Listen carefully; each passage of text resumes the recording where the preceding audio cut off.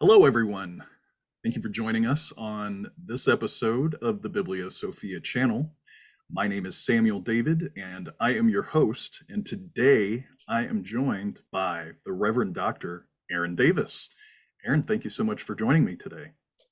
Thank you, brother. It's a great opportunity. I'm excited to be here and heard all kinds of good things about you. So it's good to be here with you today. I'm sure that I could talk about your accolades and your accomplishments, but that's only as an outside viewer into the world that is the Reverend Dr. Aaron Davis. I was wondering if perhaps you could indulge me in some questions, answering some questions, but also giving our viewers and our listeners that glimpse into your life and who you are, what you're all about, what makes you tick. Well, I'm a New Yorker. I'm originally from upstate New York, born and raised, and I've lived in different places around the U.S. Currently live in the Bay Area, in California. In terms of spiritual background, a few different things. My parents were both Protestant Christian. My mom's side is National Baptist. So for people who don't know what that is, just as a frame of reference, Martin Luther King was the progressive wing of the National Baptist Church. There was a split off, like Protestants tend to do, of Baptists who I think were more progressive. And my understanding is that they split over the issue of civil rights. So Martin Luther King's denomination, they were the ones who led the civil rights movement. Unfortunately, my mom's side of the family was not on that side; they were on the more conservative side. But I'm aware of that, and that tradition definitely shaped and formed me in my childhood. My father's side is AME Zion, African Methodist Episcopal Zion, Black Methodist, and that side definitely formed me as well, especially around ancestral veneration. Of course, I didn't know that's what it was when I was a kid. But for example, I grew up through most of my childhood, and I would say into probably almost even to the time that I went to seminary, which is a place where you go to train to become a Christian minister. I grew up taking regular pilgrimages to Harriet Tubman's home in Auburn, New York. And that's a major, her home, her grave site, all of that is a major shrine, I guess you could call it. Major ancestral shrine, much like, Muslims who go to the shrines of their saints, Catholics who, take pilgrimages to, Fatima and other places. So we did the same thing. And I didn't recognize all of that when I was a kid. But as I got older and as I started to hear the call of the ancestors myself, I thought back and I said, well, no wonder I'm hearing and feeling the call of my ancestors and wanting to do something that's ancestor based, because that was a part of my childhood, a really big part. And hearing the stories from my dad and the reenactments and the singing of the slave spirituals. The AME Zion Church, as far as I know, is and maybe the other Black Methodist denominations, they're the only denominations that still sing the slave spirituals in the traditional fashion. Many of the others have moved on to gospel music and don't sing spirituals at all. But I grew up hearing them. And every time one of those songs was heard, it hit me. What I now realize, it hit me in a way where it was connecting me with that ancestral energy. I could feel it. I didn't have the words to explain what I was feeling, but I could feel it. So, those traditions had a big impact on me. Taking my own personal pilgrimage to Mother Zion in Harlem, New York, when I was in seminary, and kneeling at the grave of James Varick, one of the founding fathers of Zion Methodism, kneeling there, praying to him, asking him to bless my seminary journey. Most of your viewers, if they know anything about Protestantism, they know that Protestants really, they don't deal with spirits other than Jesus and the Trinity, period. And I kind of said those two like they're separate, but I didn't mean that. They only deal with the Trinity. They don't deal with Mary. They just don't go there. So, but there is one Sunday a year All Saints, where that's the one Sunday a year that there's any kind of ancestor reverence. Well, we had a member who recently had died just before that Sunday came about, and major pillar of the church, great person, loved and respected by many people, including me.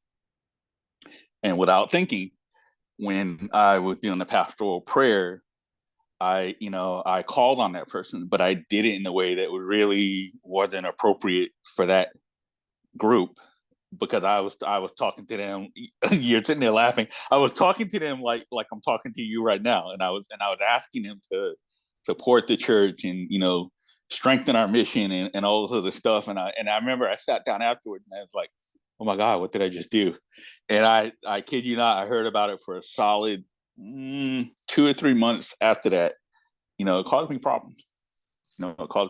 But when you have those moments, you stand back and you kind of ask yourself, like, what's going on? What's going on with me?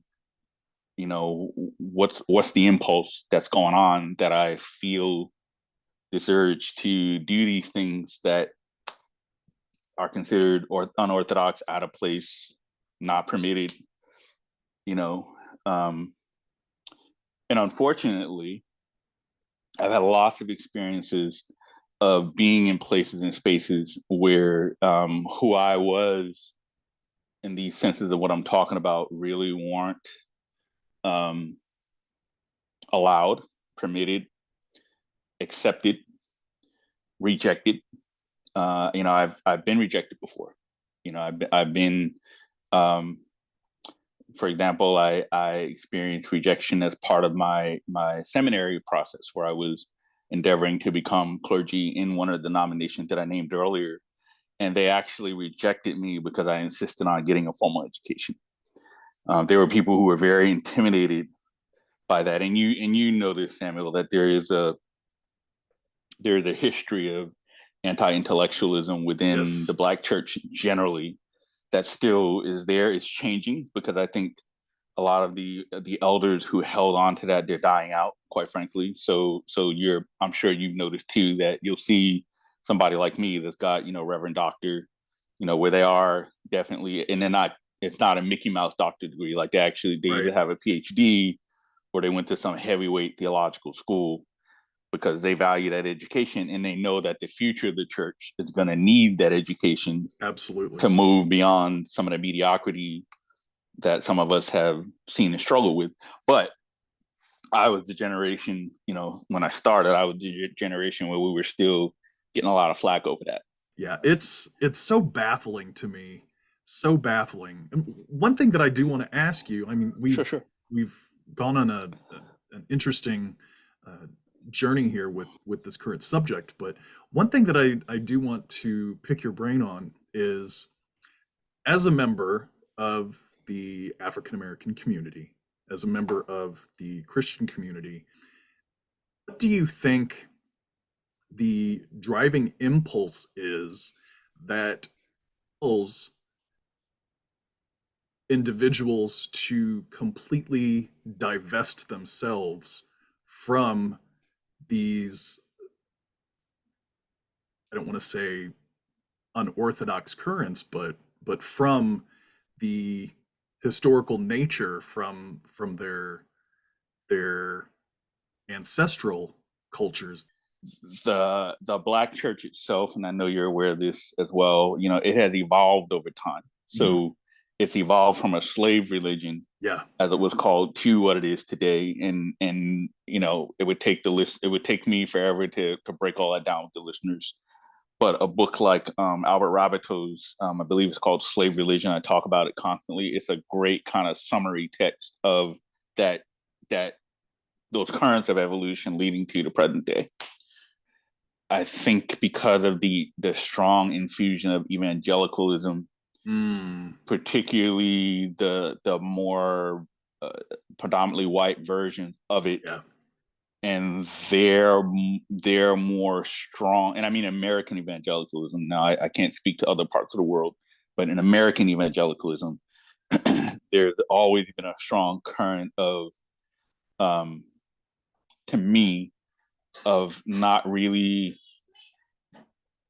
not really respecting the spiritual or religious cultures. Like, for example, what happened in most places where colonialism took place, where even if they thought a group of Africans, a group of Native Islander, what some of us call Indians, that even if they considered them less than human in some way, they still tolerated certain expressions of their spiritual, ethnic, cultural heritage. And so that's why, Cuba, Brazil, you name your place. That's why you can see these interesting Creole style traditions that mix usually Catholic Christianity with indigenous expressions. But in America, that never really happened, with a couple of notable exceptions, which we can talk about. But predominantly, that did not happen. There was a violent, both physically, but every other aspect of our being. There was a very violent pogrom to systemically erase, squash, and in some cases destroy, indigenous expressions, cultural expressions. I mean, we're enslaved Africans were praying into water at one point because prayer was even outlawed. Being able to gather in any large groups was outlawed. In some cases, a lot of people tend to think that Christianity was forced on enslaved Africans in America. That's why I keep talking about Rabbito's book, because that's not quite how it happened. Maybe there was for some, but my understanding of the American story in that regard was that in the beginning they didn't consider us human beings. We weren't considered human at all. We were property. So they were like, we're not teaching them anything about how to read, how to write, our religion. All of that stuff is below them because they're lower than animals. But once they started to come around to the possibility that we might be human, then they said, we don't even, and people don't even know this. Like they did not, they didn't send out a bunch of white evangelists to start converting the slaves. What they did is they picked you and me, two slaves in the community, taught us how to read and write, usually with the Bible. And then they sent you and I out to evangelize the enslaved community. And that's how most now present day African Americans became Christian. That's how they were converted. It was a kind of a weird evangelizing process, because I think they were still debating whether or not we were human. So, I mean, it makes sense in that sense. There's a logic to it, but there isn't a logic to it. So I think all of that, I think the trauma, the PTSD, the ancestral trauma, whatever you want to name it, I think all of that, and being constantly told that, who we are has no value, our cultural expressions have no value, our religious expressions have no value. We didn't know God before the Christian God was given to us. The light of that was given to us. Like all that stuff, we've imbibed that for so long that for you or I, and I'm talking like you're African American. I know it's more complex than that, but for you or I to then come into an indigenous tradition, like we have to do a lot of deprogramming of ourselves when we step through that door. Because I remember, it wasn't that long ago that I don't remember, but I remember almost having a very, and I mean no offense to people that have the mental illness I'm about to name, but a very almost schizophrenic kind of feel about it, because the fires of this ancestral stuff that I'm talking about were really stoked when I was a kid, and then continued in college. I had a mentor in college who was a short man from a certain country in Africa, but to me, he will always be a giant.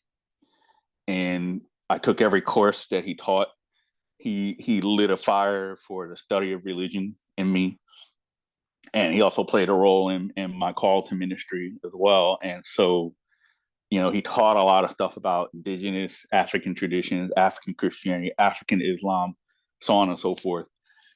And so after I studied with him for those 4 years, I just felt like, I'm going to find my way to an ancestral tradition, because Christianity isn't completely doing it for me. Yeah. It's like one side of the coin for me, but there was another side of the coin that was missing. But at the same time, I had all of that, what I'll say, indoctrination and whatnot that I also had to work through. So, the first Bembe I went to, which for your viewers, for your listeners, Bembe is, how do I describe it? It is the primary form of corporate worship within the Lukumi Santeria tradition. And there's a lot of drumming, dancing, singing, both the people who gather sing, whether they're santeros or not, priests or not. There's usually a group of professional singers and drummers, and all of that together causes the orishas to come, and they come down. And the reason why I know they come down is because the very first Bembe I went to wasn't even initiated yet, and I'm looking, and I swear to God, I see the santeros, I see the priest dancing, and next thing I know, I see this little thing that looks like a vapor trail coming down on them, and I was like, "What is that?" I could see it. I could see it with my spiritual eyes, and I'm like, "Does anybody else? Am I going crazy right now? Am I seeing stuff? Like, does anybody else see this?" And no, I don't know if other people could, but I think everybody else that was there was so used to whatever was going on.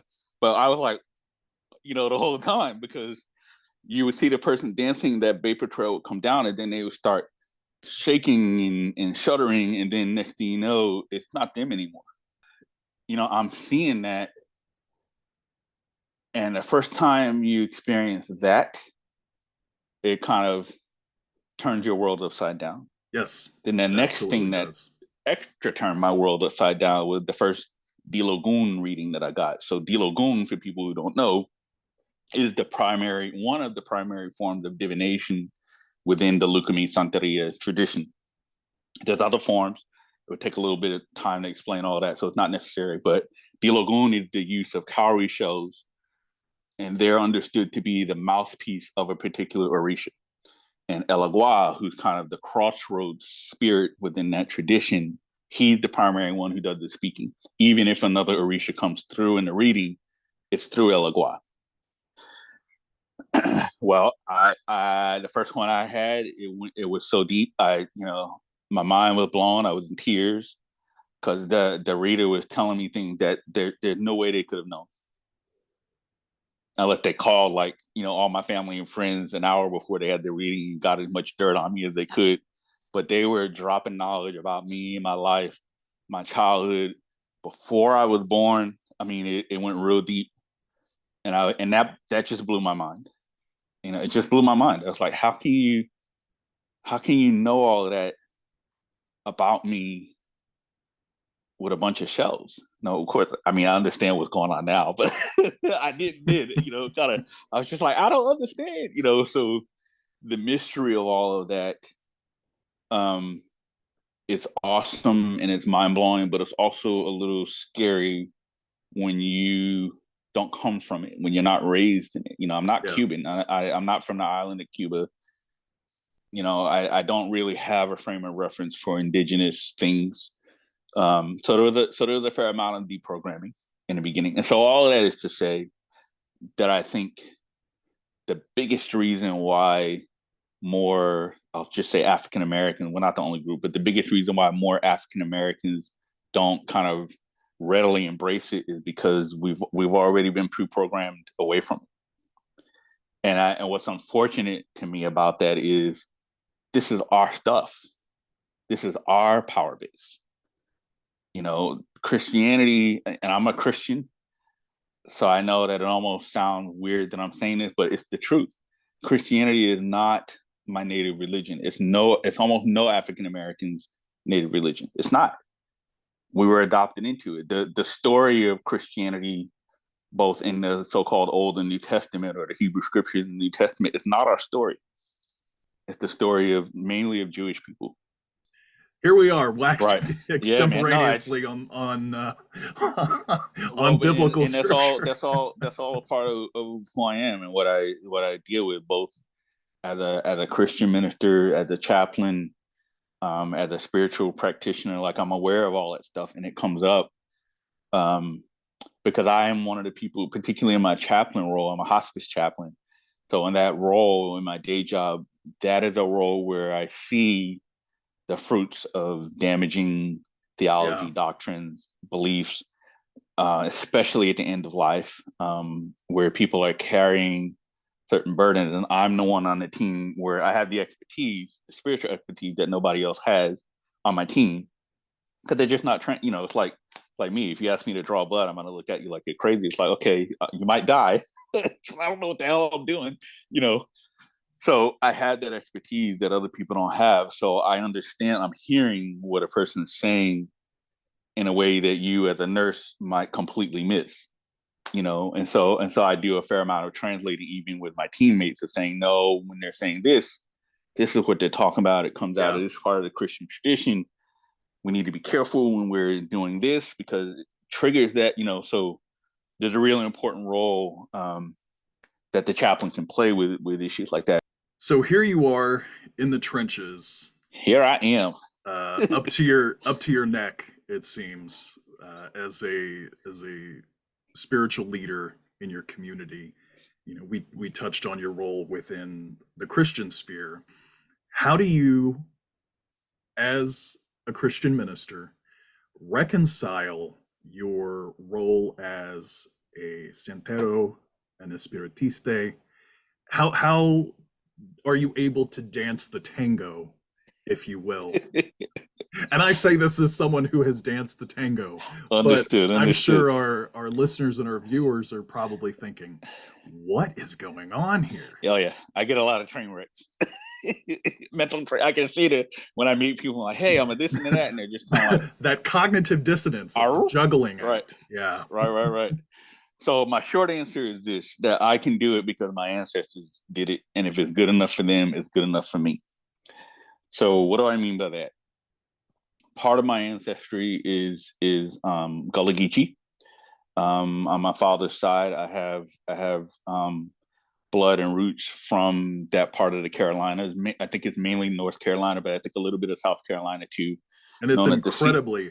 incredibly fascinating Yeah, culture it and is. tradition. Yeah, it is. Absolutely. And I am a I guess you could say prodigal son of that in the sense that I'm not connected to those roots other than knowing it. Excuse me. And um, most of what I know from it is from my spiritual practices, in particularly in the Espiritista side of things. We have a we have a tool called the Misa, and the Misa, for people who don't know, it's similar to a seance. Either people's blood ancestors will come through, or what we also call kind of ancestral spirit guides. So, as part of that work, I had some ancestors come through who were from that part of the Carolinas, and they made it very clear that I am a son of the Gullah Geechee people. That my line, like certain African American families, particularly after slavery, there was a desire to move up out of the South, Mhm. move up out of everything that represents in terms of slavery and all of its oppression, and move north, or in some cases west. And so some, when they did that, also left behind. So this goes back to your question before. They also left behind those spiritual and cultural traditions.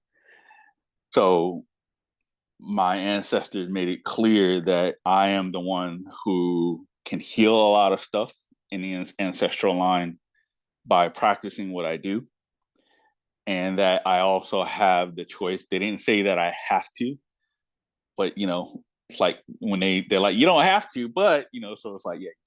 Um, they also said that I am the one who will bring those things back, and in doing so heal parts of my line, because there's pain and trauma there in my line, and I'm aware of that.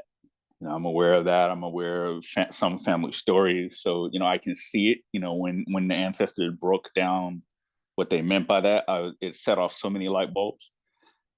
So the practice of the Spiritismo for me is really powerful because, like a lot of African American, kind of like what you were talking about earlier in your post I saw earlier today on Facebook. we're not the only group that has this problem, but many people of color the world over, because of the traumas, the wars, you name it, whatever has happened, we sometimes get cut off from some of these what I call ancestral birthrights, and we don't even know, like me, I don't know all my ancestors on all sides very far back, and that's a problem for some African Americans. We just don't know. So, something like a Misa, in the traditions that practice that, it's actually a way where you can get some of that information, because the other practitioners in the room, hopefully there are some people who have more developed spidey sense, and so they can see what you can't see, or they're able to pull those ancestors forward, or those ancestors might even possess them and give the knowledge, give the information about the lineage that you just won't find. But what you will find, what I have found, I'll just speak from my experience, is when I then got that information, while I couldn't necessarily pinpoint that particular ancestor, when I would go back to the elders in my family who are still living and ask certain questions, they'd be like, "Oh yeah, we're from so and so," and I was like, "Wow, okay." So I was getting confirmation that there was an accuracy to the messages that were coming through. Not that I didn't trust, but it's always good to get that confirmation. These numerous classes that you're teaching through the Blackthorne School, I was wondering if perhaps you could elaborate on that for our viewers and our listeners, as a lot of this information that's at your disposal, this information that you're sharing with your students, is definitely something that is beneficial to their lives, their spiritual lives, their practical lives. And again, I was hoping that you would elaborate on that. Indulge me and indulge our listeners and our viewers. I shall. So as you said, I am an instructor through the Blackthorne School.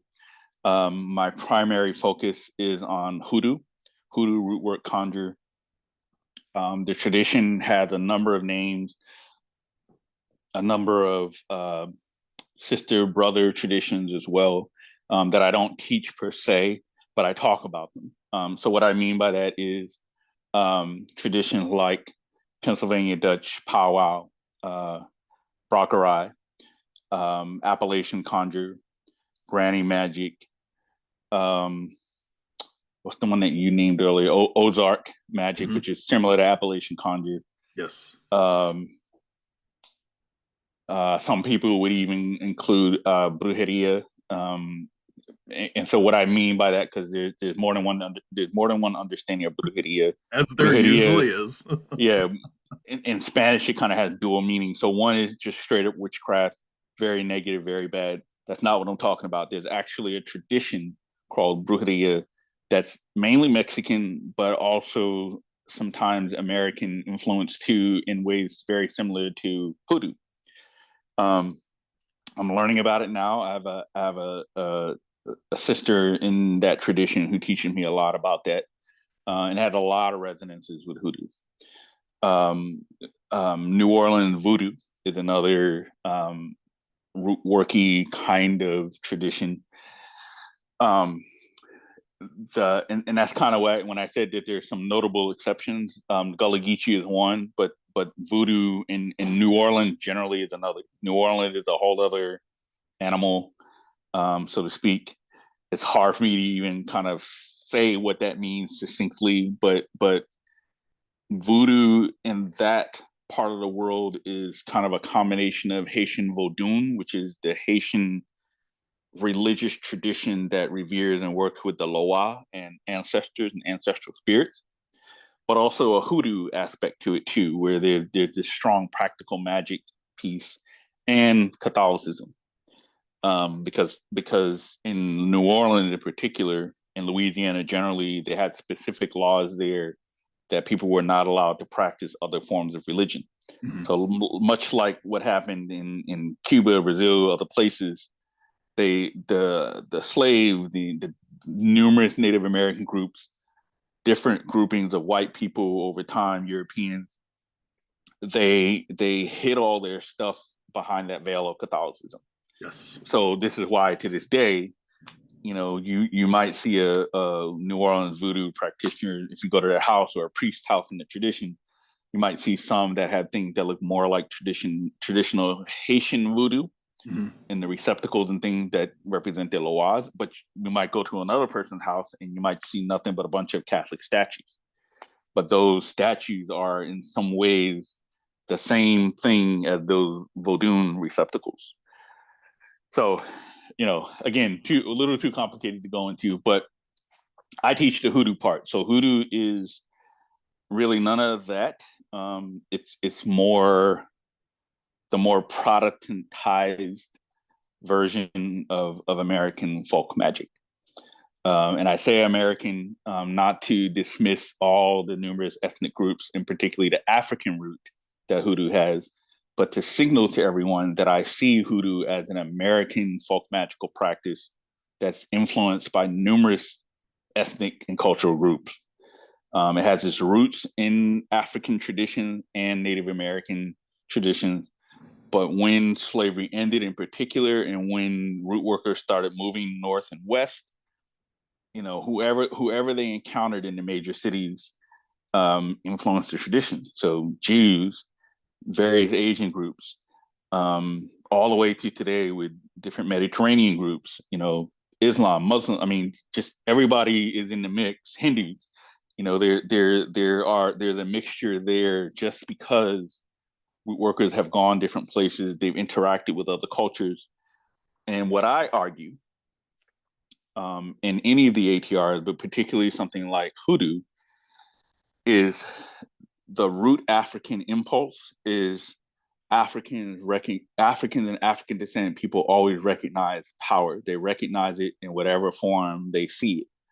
So if I come to your house and I see you crack open your Quran, and I see you, take out a piece of paper and you're writing some Arabic script, and I hear you call the name of something that I think is a jinn, and I see you doing all that, and I see stuff start happening in your house, like, okay, I want to learn what that is. I want to incorporate that into my Hoodoo, because I see the power of what you're working with. Yeah. I see it right in front of me. And in some ways, and correct me if I'm wrong, but it seems as though Hoodoo also has a lot of resonance with those who practice out of the PGM, the Greek magical papyri, and how those traditions, those texts, those magical workings are pretty much in that same vein. Everybody has a hand in it. There are so many cooks in the kitchen, and they're all making this yeah. complex gumbo. Yes. Now I'm hungry. Right.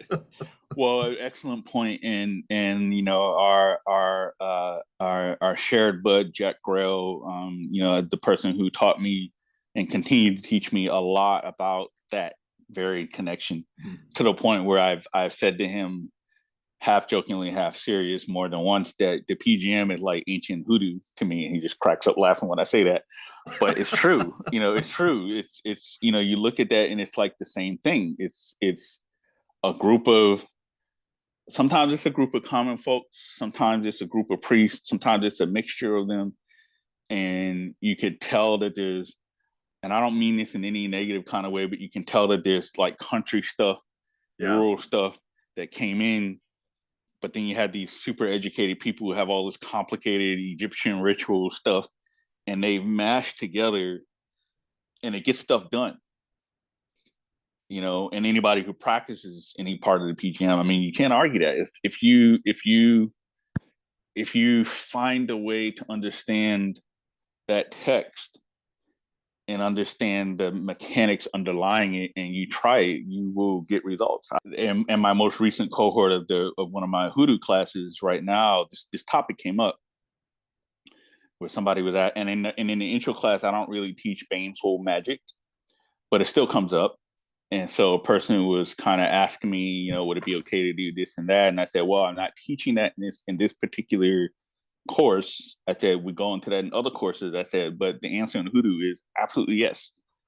I said, now, Hoodoo does not have the ethical framework that certain other traditions have, meaning there isn't a clear, like, right and wrong, you can do this, you don't do that so much. I said, because you got to remember, this is a tradition born out of slavery and out of the ravages and violence of slavery. I said, so violent circumstances produce violent spiritualities. I said, and Right. this is a spirituality that doesn't bat an eye at, nailing a cow tongue to a tree, with a piece of string that has, the master's sexual fluids on it, Or barbed wire. right, or barbed wire to cross him up to make sure that he can't get it up at all. Yeah. Because that's the only way to keep him from raping the women in the slave community. Like they won't hesitate to do that. I said, so, I said, I know that that's going to be uncomfortable for some people, but it is what it is. I'm not apologizing for it, because if the circumstances align in my life where I need to do that to protect and defend somebody that I love, I'm absolutely going to do it. And I'm not going to think twice about it. As I understand, with regards to these practices, and correct me if I'm wrong, there are two types of practitioners. There's the quote unquote lady-hearted practitioner, and then there's the, and if I remember correctly, it's two-headed practitioner. Is that something that you could elaborate on for our viewers and our listeners? So you're absolutely right, and so I always give the disclaimer, just because of the time that we live in. I don't want women or feminists or anybody like that, getting up in arms, thinking that when we say that we're somehow being denigrating of women or anything. That's not my understanding of what that means. It has that sound to it, but my understanding of those two terms is that the lady-hearted expresses that there are certain workers who just make the ethical choice that they will not, under any circumstances, do any form of negative working. Now, there's a gray area with that, right? So I may be a lady-hearted worker, but I might still be comfortable with doing reversal work. So if you throw something at me, but you can still smack a hoe. right. Which is essentially that's so funny that you said that. It's essentially what a reversal work would do. It would reverse it and smack a hoe back with what they sent to you, right?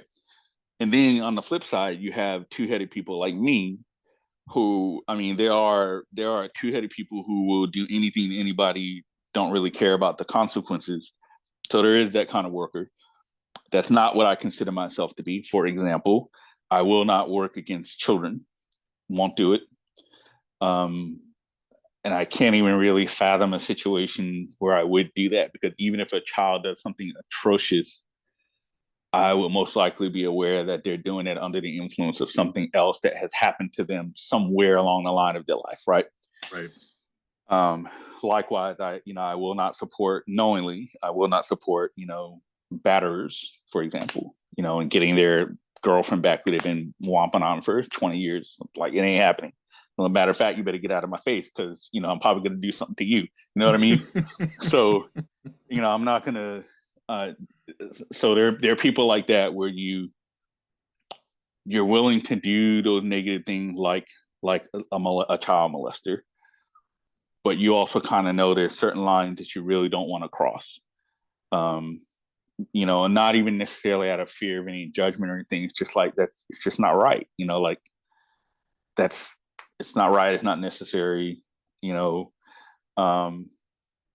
And I myself personally, I don't want to lose the communal aspect of practices like Hoodoo, meaning that I do think about, as I help other people, I do think about, like, okay, what impact is this going to have on the community at large? Not just the African American community, but the community, big C, where I live, where this person lives, where they're coming from. It could be Guatemalan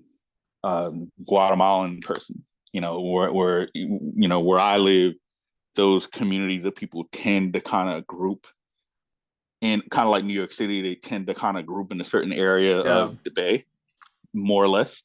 And so I know that if I drop a grenade in that community, that may have a ripple that I really don't want in that community. especially like if it's a refugee, like your community, a Pakistani refugee community. If I drop a bomb in that community, and it's a community of refugees, what am I? What's going to be the consequence of what I'm doing? Yeah. Especially if they don't have a practitioner like one of us in the community to go, what is that? And know what to do to kind of stop it or contain it. You know what I mean? So one of the things that I would like to think sets me apart from other teachers is I start my classes with ethics, especially the introductory class.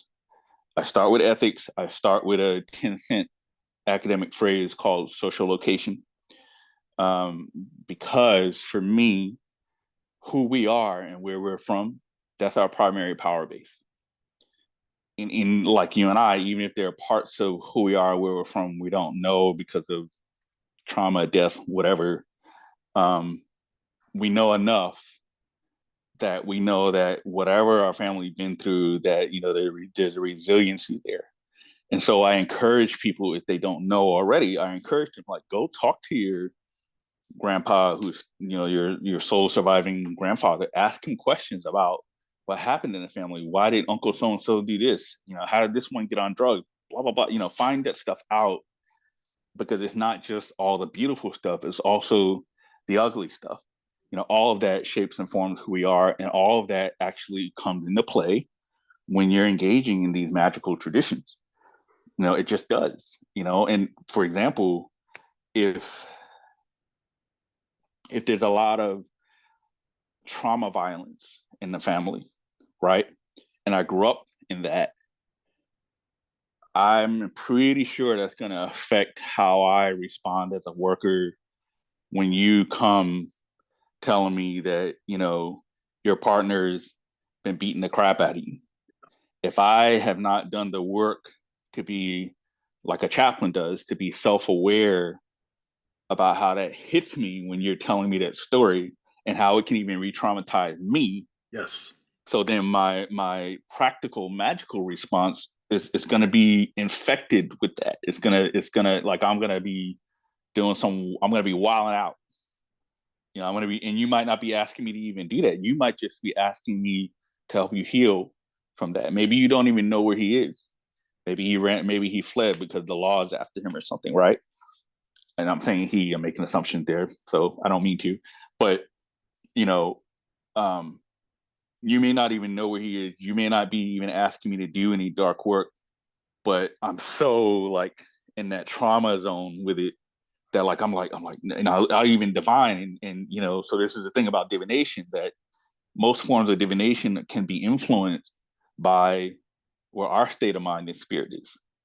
People don't talk about that either, but it can be. So if I'm all tore up from the floor because I listened to your trauma story and I don't have enough psychological distance, or I don't even know what the right psychological distance sounds weird, but what I'm trying to say is I haven't done enough work on myself to be a healthy practitioner.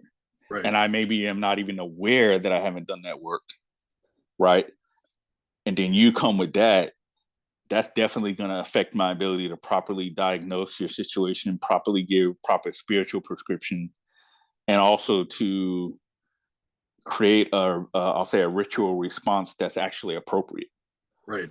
So I might go way overboard, talk about, let's do death magic. Let's, curse him and his kids by the other person he was with. And you're just kind of like, okay, well, okay, but I didn't ask for all that. Like, I just need you. And I'm like, I don't care. That's just wrong. That's just, like if I'm tripping like that, that's not good. So that's why I start where I start. So, part of what I'm also trying to do is to do my part to weave some of those disparate strands together to, make a clear patchwork quilt that practitioners can use. And they don't need to be Christian. They don't even need to be, for that particular thing, you don't necessarily need to be a hoodoo worker. So yeah, I'm trying to make my own contribution. I've taken lots of courses and read lots of books that other people have done. I don't steal any of their stuff, in part because I don't think that's the way to do it, but also, I think that a lot of people who have been teaching these things have been missing some important things. Um, and I'm not just saying that out of my own ego. I'm saying that also based on student feedback. And I can't necessarily teach you how to make it your own, but my hope is by the end of this course, you'll be on your own path to that, because you will have been chewing on these ideas from day one, so that by the time you get to week 8 in the first course, you're really clear about that. And then you can decide for yourself if you want to continue on and take the advanced courses and learn the other aspects of Hoodoo, learn the spirit conjuration side, or a method of that, and I also say to people, like, you can do this and nothing else. You don't have to incorporate other things, but if you practice other things, that's totally fine too, because that's who I am. Hoodoo is really my crossroads practice. It is the thing that I use across everything that I practice. So, if I'm doing a candle working, it's gonna look the same for Hecate like it would for Elagua. It's gonna look the same, if I do a bath, it's gonna look the same if I'm doing that in front of my ancestors or I'm doing that in front of my Congo spirit. And most of that comes from my knowledge of Hoodoo. We've covered so much about your background. We've covered so much about your practice, your work as a spiritual and community leader, and your profession as an educator. Wondering what future projects do you have as the Reverend Dr. Aaron Davis? Good question. Looking at books in the future, more classes, or are you gonna take things slow and retire from public life? Oh, you're too funny. I'm not there yet. Definitely going to be some more classes. I have some more exciting stuff coming. The angel course that I taught, there's most likely going to be a part 2 to that coming down the road. The Psalm class is probably going to start soon. And I'm really excited about that one because people have been asking me for the past 2 years, when am I going to do, because I talk about the Psalms kind of online and stuff. And so a lot of people say, well, when are you going to do a class on that? When are you going to do a class on that? I'm like, it's coming. And so for book-wise, our viewers and our listeners, we're recording this at the tail end of April. So Yes. Is there a forecasted date? I don't remember the date off the top of my head, but I think it's sometime in May. I want to say maybe mid to end of May, but don't quote me on that. But if people aren't already, please follow the Blackthorne School, because you will see announcements about it, because I've seen them post some stuff already. Oh yes, So it's all over my Facebook feed. So I will definitely put a link in the description of this video. So I know they will give lots of updates about all of that. In terms of books, I do hope to produce one, if not more. I would definitely like to eventually do a book on Psalm magic, just because the ones that are out here currently don't do what I'm talking about. Yeah. So I think that a book is needed for that, along the lines of root work. Yeah, and like I said, I'm very familiar that the Kabbalistic tradition generally does have all of that, but in Hoodoo and root work, it's not there. I don't think I talked about this, but I do have my doctorate, and my dissertation was on a phenomenon called death awareness, nearing death awareness. It's similar to near-death experiences. Won't go into all of that, but this is specifically about people who are close to dying, who start either seeing ancestors or speaking a lot of metaphors and allegories about traveling, going somewhere or whatever, but particularly the phenomenon of visitation, visitation of ancestral spirits. Yes. I would say at least 90% of people who come on hospice have that experience, regardless of religion, spiritual orientation, or any other identity. But sometimes it freaks people out. So I noticed that enough in the years that I've done it that I decided to focus on that, and do some research around it. Medicine is vaguely aware of it, but doesn't really know how to encapsulate it, because in medicine, consciousness is brain function. Mm-hmm. It's very materialist, meaning that, you know, the function of our body what determines our consciousness. But too many people have died clinically and had experiences of still being able to have sensate experience, oral, hearing, seeing, smelling, you name it. They've been able to come back, you know, be revived and be able to tell in detail conversations, smells, Right. what people were wearing who are no longer in the room. So clearly, consciousness is not limited to brain function. So I go into all that, and I actually developed, you know, a stronger method, practical method for chaplains and other practitioners, healthcare practitioners, to really engage families around that and to alleviate the anxiety that people have. That's a whole other episode for you. But I do hope to eventually create a book out of that, because that's also something that people are not talking about. You know, everything is kind of fixated on near-death experience. Right. But it's a subset that I think people don't quite know what to do with. So, you know, I'm in a kind of unique position of trying to create a space to help people wrap their heads and spirits around it. Yeah, and it's definitely material. Yeah, it's definitely material that is necessary, especially when you're able to present it both as someone coming at it from an objective point of view, but also as someone who is, you know, as I mentioned earlier, you are in the trenches. You see this right on a day-to-day basis. So it is definitely something that readers, whether they're spiritually minded or they are spiritually minded, it's definitely something that they would benefit from. So I definitely look forward to it. I know previous guest Shea Belay has taken his dissertation and had it cool. Published. So you definitely have an audience out there of eager readers who. Thank you, man. That's good to hear. We'll give you that endorsement. My endorsement check to you will be in the mail. So I will definitely put information about the Blackthorne School in the About section of this video, as well as any social media context that you'd like to provide. And you know, as always, I enjoy our interactions on Facebook. They're incredibly insightful. Sometimes I'm sure that that our friends on Facebook are reading our own comments going, what are these two talking about? But I really want to thank you so much for your time, Reverend. I really appreciate you, and I really hope that our viewers and our listeners, you know, pick up something from this interview, and you know, it tickles their spiritual fancy, you know, grabs their spiritual ear. And well, thank you so much for this opportunity, and just to be able to sit and chat with you. You know, I look forward to hopefully more time like this to come. Yes. There's so much to talk about. I feel like we just kind of scratched the surface tonight. We definitely scratched the enjoyed surface.